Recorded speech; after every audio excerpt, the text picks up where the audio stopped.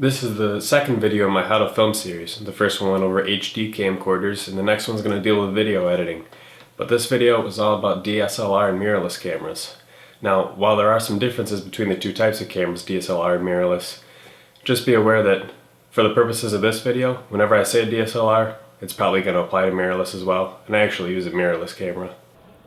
You're typically going to find two different sensor sizes in DSLRs. Full frame sensors, which I have represented here by the Canon 5D Mark III, are larger in size than crop sensors, which I have represented here by the Canon 7D.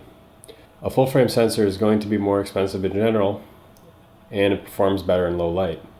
There is, however, a usage difference between the two. If I throw a 50mm lens onto a full frame sensor, it will look just like a 50mm lens should look. However, when I put that 50mm lens onto the crop sensor, it will, as the name implies, crop the image. This has the result of making it look like it was shot at a higher focal length. Now, the very common APS-C sized sensor that you'll find in not only the Canon 7D but in many cameras has a crop factor of about 1.5. So, the image from that 50mm lens will appear as if it were shot with about a 75mm lens on the full frame sensor. This has both advantages and disadvantages. The disadvantage of a crop sensor comes into play when you want to shoot wide angles. If I want the look of a 28mm lens, I'll have to use something around an 18mm focal length. Now, extremely wide angle lenses can have a tendency to look more distorted and be more expensive to build with a large aperture. The advantage of a crop sensor, though, is that it gives you more reach on the other end of the spectrum. When you need a 300mm lens in the full frame to capture something far away, you can now get by with a 200mm. And a 200mm lens is cheaper to make with a large aperture than a 300mm. In fact, crop sensor cameras in general seem to be cheaper than their full frame counterparts. Now, before I get into my specific lens recommendations, it's important that I go over a little bit about focal length, aperture, and how manufacturing plays a role in what lenses I choose. So basically you have two choices. You have a zoom lens and a prime lens. And the big difference is one is fixed focal length, the other one is variable focal length or zoomable. So a fixed focal length lens, a prime lens, might be something like a 50mm f1.8, and the f1.8 is the aperture, how wide you can open up that lens. And a zoom lens in general is going to be more expensive to manufacture at the same focal or at the same aperture than a prime lens. The other thing to take into consideration is zoom lenses with DSLR are usually, on the high end, something like 3x, something like a 70 to 210mm. Compare that with a video camera, which commonly has 10 or 20x zoom, and that's something to take into consideration when you're making a decision on what to buy. That being said, it's really not feasible to get one lens for a DSLR that can take you from very wide to very narrow and also have a large aperture that's going to let in a ton of light and give you that nice shallow depth of field. So you almost always are going to want to have more than one lens, and I use more than one lens when I'm in the tree. A while back I contacted Heartland Bowhunter and asked them what kind of lenses they use when they're in the tree. And for anybody who's not familiar with Heartland Bowhunter, if you look them up on YouTube or check out their website, you'll quickly see that their cinematic appeal, their video quality is easily one of the best in the industry. And when they contacted me back, they told me they basically use two lenses on both crop sensors and full frame sensors. But the two lenses that they use often in the tree are the 70 to 210 at f2.8 max aperture, and also a 28mm prime lens at f2.8 max aperture. And with those two lenses, you're going to be using the 28mm for the wide angle establishing shots, interview shots, whereas the higher focal length, the zoom lens, is going to be used for the actual action of the hunt. Now, while that 70 to 210 f2.8 lens is a very nice lens, it's also extremely expensive and it's huge. I don't want to carry that in the woods. So as far as my specific recommendations, I'll show you. Here's what I use. I have for the camera the Sony NEX5R, which is a mirrorless camera as opposed to DSLR. One of the things that I did to make life a little bit easier for myself is I added a piece of cork to the record button so it's easier to press when I'm wearing gloves. If I'm going bow hunting, these are the two lenses that I'll bring, the 35 to 105 at f3.5 and the 50mm at f1.4, a prime lens of course. So you may be asking yourself, why the heck would I bother even bringing this one when this focal length of 50mm is covered in this range? Well, it basically comes down to how much light it lets in. And this lens at f1.4 will allow me to film maybe 20 extra minutes at the end of shooting light, which is huge because a lot of times you'll get really grainy, crappy looking footage with a lens that only opens up to f3.5 or an HD camcorder even. I'm going to go back to the camera quick to show you guys something that you're going to want to consider. One thing you do not see on this camera body is a microphone port. So the only audio that this thing will natively capture is from these two little microphone ports right here. And I'll tell you right now, the audio quality is not great. So what I will do with this camera is I'll record the audio externally on this little Tascam DR05. I'll plug my shotgun mic into that, mount it both to my camera arm. The problem with that, although it takes great audio, is that one, I have to turn on the microphone, I gotta turn on the Tascam, and I have to turn on the camera when I want to start filming. That's a big issue. The second issue is you have to sync up the audio from here with the audio from here when you're doing your editing, which really isn't all that big of a deal. The other issue that you run into though is if you do have a camera that has a microphone port, you still have that automatic gain control to contend with. Now if you're using a Canon camera, you can work around that because there's a firmware that you can download called Magic Lantern, and I don't think it's necessarily covered in the Canon warranty, so download at your own risk. But if you want to download that, you can get control over your audio, and you also get two little audio bars so you can monitor where you're peaking at. So if I had a Canon, that's obviously what I would do, but I don't, so I go this route. So here's a big thing, and I know I'm going to get asked questions on this if I don't explain it, is how do I use two lenses while I'm in the tree? When do I switch them over? How do I use them? I start off in the afternoon with the 35 to 105 lens. And what I will do is I'll set my custom white balance. I'll make sure everything looks good. For settings, since this camera films in 60 frames progressive as opposed to the 30 frames that you usually see, I will set the mode to shutter priority mode in 1/125th of a second because they don't have 1/120th for some reason. But I'll keep that, so that's locked. See this ISO down here? Right now it's on auto, and if I depress the button halfway, the shutter button, I'll see that it's at ISO 3200. And that's something that I can change manually. Oh, 25,000, I never use that. But essentially, I'll just keep checking this, and I want to keep it around 800. It's a little bit dark in my room right now, so that's the only reason why you're seeing such a high ISO. But out in the woods, maybe it says ISO 200. And if it says that, then I'll just stop down the aperture.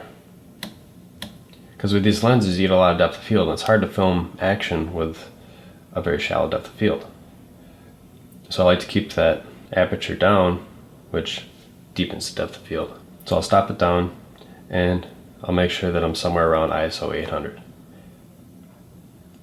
Then as it gets closer and closer to dark, I'm going to need to open up that aperture again to let in more light and maintain that ISO of around 800.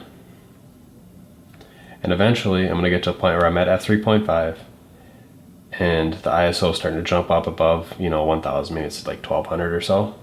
At that point, I'll switch lenses. So I'll turn the camera off.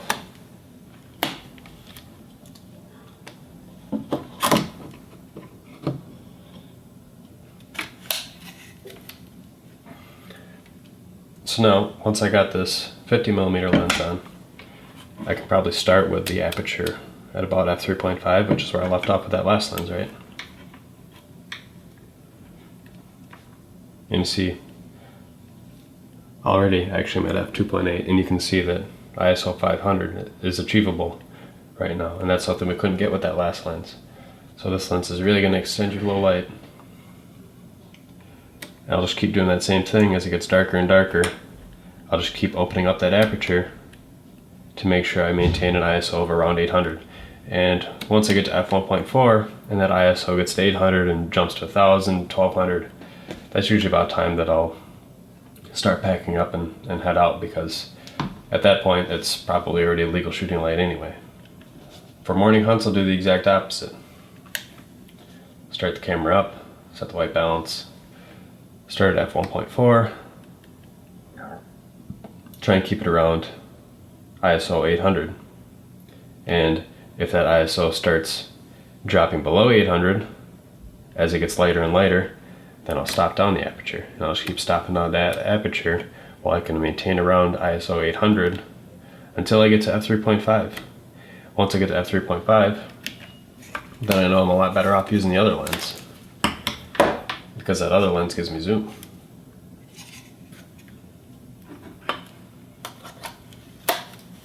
Pop that lens back on. Start at f3.5, and then just try and maintain an ISO of around 800, and just keep stopping down that aperture to maintain that. And eventually you're going to get to some point in the day where it's bright enough where you'll be at like f8 or something. That's going to be really easy to film with. I also do my interviews with this lens because the 50mm lens is cropped in too much. It looks like it's way too close to my face. So I will never do any low light interviews. All the interviews I'll do will be at 35mm. Okay, so by this point in the video you've noticed that I'm using Canon lenses with a Sony body. And they're not just Canon lenses, they're Canon FD lenses. They don't make these anymore, they have not made them for a long time. This is the camera that they were originally made for. And they don't have autofocus. You have to adjust the aperture manually. So you're thinking to yourself, why the heck am I using these lenses? Oh, another thing, I have to use an adapter, I can't just fit it right to the front of the camera. Well, here's one of the big reasons. Let's look at this 70 to 200 f4. $1,350, $1,400, $700, $700. That's expensive, man. Looking up these Canon FD lenses on eBay. $39, $37, $35, $44. That's about what I got mine for too. It's about $40, maybe a little bit less. So you have somewhat of a balance. On one end you got really expensive lenses that have autofocus, they communicate with the camera well, and they just all around are a pleasure to work with. On the other hand, you got these manual lenses. You have to use an adapter, you have to adjust the aperture and the focus manually, but they're dirt cheap. Now for photography, that autofocus is really critical, and you're definitely going to want to go with an expensive lens. But for video, since we're almost always using manual focus anyway, these manual lenses are a great option. You can go to youtube.com and find a bunch of videos that are already dedicated to using these manual focus lenses for DSLR, and DSLR video in particular, not necessarily the photography aspect of it. Now, something else I want to show you guys is custom image profiles. Now you can use just the standard or the vivid, all that kind of stuff, black and white, that's built into your camera. But what I do is make a custom image profile, and I'll make it a flat image profile. A flat image profile means I just take that standard one, I'll drop down the sharpness, I'll drop down the contrast, and I'll drop down the saturation a little bit. And the image looks kind of grayish, it looks kind of flat, doesn't look that appealing. But it retains a lot of information, a lot of dynamic range, and you can do a lot with it in post-processing. So for example, this shot that we have right here is filmed with a flat image profile. And now I did a color grade to it. I'm going to apply that grade quick. And you can see the difference. Now, if I was using an HD camcorder, you would not get this kind of an extreme result. Where you can see an even bigger difference is if you happen to be using photos. Raw photos retain a ton of information. So like for this time lapse right here, this was shot with raw photos. And then the first thing I could do when I pull them out of my computer is upload them into Adobe Camera Raw, and then I can do pretty much anything I want to them. I'll just play that for you. Retains great amount of detail. So what's my opinion? Are DSLRs the best thing to be using for self-filming? Well, I've used my Sony NEX now exclusively for an entire season, And I have to say that they aren't quite the right tool for the job for most people. If I'm filming someone else, sure. The image quality is great, the lenses give you so much more flexibility, and the low light potential is unmatched. But for self-filming, they just really aren't all that user-friendly in the tree. As a solo hunter, I'd much rather have one camera, one power on button, and one record button rather than 2 or 3. And shallow depth of field is difficult to control on a small LCD screen, even with focus peaking. The greatest use for DSLRs for a solo guy is the B-roll, time-lapses, slider shots, the bonus non-action footage that you throw into a finished production. As for me personally, I haven't decided for sure yet, but next season I may do this. I may bring both my camcorder and my NEX5R with just the 50mm f1.4 lens. I'll use my camcorder with shotgun mic up until it gets grainy from lack of light, then quick swap out to the NEX with that f1.4 lens to finish the last 20 minutes or so. I won't bother with external audio at that point. If I do film a shot in that last prime time, re-recording audio to match the video after the fact is fairly easy. But in the moment of truth, I think we can all agree that less work is better. Why is a camcorder plus a camera with a lens better than just a camera with both lenses, both that 50mm and the 35-105? Mainly for the extra steps of audio and depth of field control, but either would work. As always, my methods are sort of continually evolving as I search for something better. So that's all I have. Leave questions down below. Like, subscribe, and share.